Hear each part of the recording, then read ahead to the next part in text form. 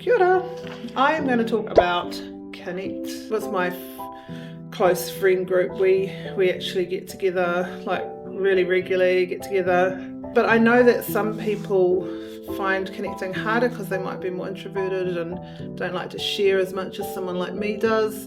But I would just like to remind you about what Julia spoke about, my sister, when she came and talked to us about having a jelly buddy. So it only needs to be one person or however many you want, but you don't have to have millions of jelly buddies. And it's just really important that you've got someone that you connect with, because when you talk to that person, it's therapeutic. I'm old-fashioned. I actually love talking on the phone. So I've got people that when I'm driving, I'll sometimes call them on hands-free and just have a good old yak. My sister, actually, Julia, when she goes a bit quiet, I always make sure I contact her. You can sort of tell when she goes a bit quiet, that's when she's struggling. Whereas with me, when I'm struggling, I'll ring up and go, blah, blah, blah. We're just so different. So you've got to watch the quiet ones sometimes, yeah. My next door neighbours, I'd like to know them better. We sort of have the oh, hi, how are you? Let's have a drink and never do it. Yeah, I think it's nice to know your neighbours. Someone has to make it happen. Sure. Give. Okay. The reason I chose Give is because this is about a guy that I helped out. He was probably about 230, 250 kgs, and I used to manage him back in Westpac. While serving customers, he fell asleep on the till while serving money out to them. So I had to take action. What I started doing was taking him out for walks with me. Made sure during lunch breaks and morning tea and afternoon tea we go out for walks. I would make salad for lunch because he would go buy all the junk. So I started doing salads and stuff for him as well. Eventually from that weight he went down to, now if you see him, he's somewhere around 80 to 90 kgs and he's living. So the doctor said he was a ticking time bomb. So as a manager, I took that time and I invested in him. I listened to his needs and I listened to his mum and everything, and we did that. So that's my little story. Give to me is basically making sure that I'm giving my time to people, I'm present for them, and I'm there to listen to them. So that's giving my precious time to somebody so that it benefits them. I felt so proud of myself saying, yes, I've actually managed to help somebody achieve something in their life. And now when you see him, I can't be any prouder of him. That little time that I took for him, it actually gave him his life. Otherwise he would have died. So the reason I say to people to give time and importance to your people is sometimes you don't know what they need. They're crying from inside, but they're embarrassed. They can't say what they need. So you taking that extra time and giving them your time could mean a lot to them. Intro. Just introduce yourself. Look at me then. It's all good. No, but you're too handsome too. What? No. Yo, my name is TJ. I am a probation officer here at Ratanui Service Centre. One of the topics I was given was be active. Being active for me personally is to move. That means just to physically be out there doing something that you enjoy, whether it's physical or even not physical, but as long as the body is moving and doing something. After a good gym session, you come out of the gym knowing that you've accomplished something by just turning up. You can go for walks if you don't have the gym, even just going out with friends, whether it's to grab a bite, see a movie. It's something to take your mind off anything that's kind of causing you that kind of stress. Pacific Islanders, we kind of have this mentality where we keep to ourselves. The stress problems that we face in everyday life, we kind of just hold it in a way. In all honesty, I have no mental health issues just because I have a lot of self-love. You know what I mean? Self-love, self-respect. Yo, why aren't I laughing like that? It's important to actually sit back and actually listen. Look out for those signs.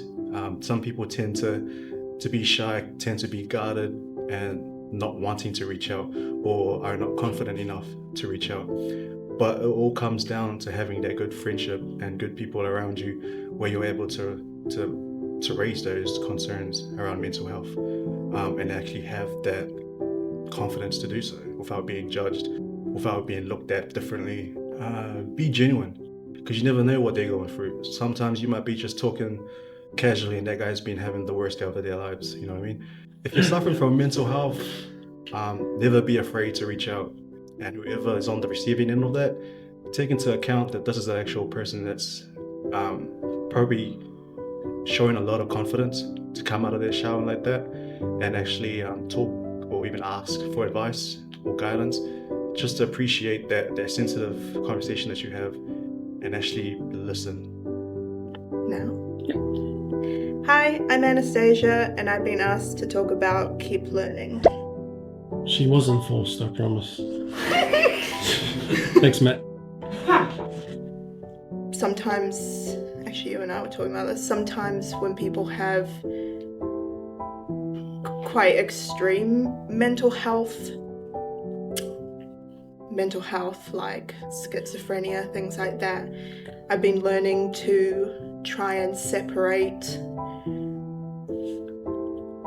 their mental health with like things that they say to us, and I guess I'm learning not to take it personally and try really like see them for who that they are rather than sometimes the way that they speak to us. It's challenging, but yeah, what I learned recently with bipolar is that they can have quite extreme mood swings and they can kind of lash out or become aggressive or things like that, but it may not actually be who they are, and they're probably maybe misunderstood for that. And yeah, maybe they present to society like that too, and it may be quite isolating for them. So it is important for us all to stay informed so that we don't judge them on things like that. Judge them unfairly, I suppose, on things like that. Yeah. Talk to your co-workers, talk to your friends. Google is at your fingertips. Google like your life depends on it. You're making more informed decisions. You become, I don't know, like a kind of person. You become more seeing, and you can make better decisions for that person, for hopefully a better outcome than maybe if you were less informed, didn't care, wanted to sit with anger with them, all of it. And that's the same for just taking into your own life, really. Yeah. Oh, is the camera on? Kia ora, I'm Toby. I'm a probation officer here in Henderson Probation, and for Mental Health Awareness Week I've been asked to speak about take notice. Often with current society, with TikTok and social media and all this, it's very easy to get sort of overwhelmed with data and notifications and issues and that.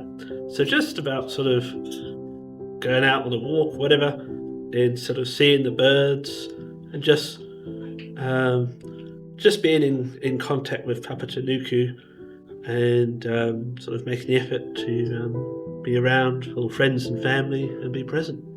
Someone I'm proud of is my brother Joseph, who has recently launched his own business in the UK, and he's doing really well. Someone in my community that I'd like to know better is TJ, because I find him a very mysterious guy. He rocks up and then he just sort of disappears at the end of the day, and yeah, very mysterious, that guy. Probably have to reach out and speak to my uncle, just see how he's doing, because he's getting on. I mean, he's in his late 80s now, and just seeing how he's doing, really. They are often sort of very wise, and they sort of give fresh perspectives and make you sort of, yeah, they can be quite uplifting, really. I think sometimes it's generally at the end of the day, and it can be quite sort of stressful, and like, quick, you've got to keep on top of your caseload and all that. It's just sort of think, well, there's a sort of a verse in the Anglican prayer book that's very reassuring. It says, what is done, what is not done, is not done, let it be. And I think that's really sort of a useful thing to think about. We won't be able to do everything, but as long as we've done a reasonable effort. Wise words from a wise man. Tawhalawa. My name is David Lui. I've worked in the mental health sector for over 3 decades. In my experience, mental health can really be summed up in one word, and that is relationships. Because mental health is about human connection and about humanity. The ability to cope and survive from challenges of mental illness can be improved and enhanced through strengthening relationships. Firstly, for me, relationship with God. Relationship with family, because family is a unit of society that helps people to cope. Secondly, the relationship with others, your colleagues and other people, because in reality, it is impossible for us to thrive without others. And then lastly, and probably most important, is the relationship with yourself. You've got to understand yourself and be kind to yourself, because it is through those relationships that improves and strengthens your mental health. Not only be able to cope with the challenges, but and survive in society, but most importantly, to be able to thrive and contribute to the wellness not only of yourself, but those around you. Mental health in the medical academic world really focuses on the pathology. It's a deficit model. And those are very important distinctions, because for Pacific people, it's not a deficit model. And it doesn't just pathologize as mental health and looking at the symptoms and what it is. It focuses on what do we actually do to improve. And it also moves away from the expert mentality where only certain people could actually help. But when you're focusing on relationships and you're focusing on the essence of what mental health is, it's about relationships. It's about how do you improve your relationship with yourself and relationships with others, because that's how you survive. That's how you thrive. Qualities like kindness and compassion can help so much more than medications and other kind of interventions. Those have a place, but the most sustainable and the most positive way to deal with mental health is improving relationships. Every person is different, and the diagnosis that people might have is an opinion of somebody. It's an opinion of a psychiatrist, and it's not always the most accurate. Build relationships is much more important, because those are things you can't train people for. And I think those are the more important qualities. If you don't know anything about the pathology of mental illness, it's easy to teach. You can read a book, you can Google it, but the things you can't teach is that human interaction, the sincerity that you have. Because when people are on the margins, their antennas are really sharp. And so they will be able to pick it up. They'll be able to pick up your sincerity, and those are more important than understanding their symptoms. If you have the compassion with people, if you genuinely want to help people, you can help.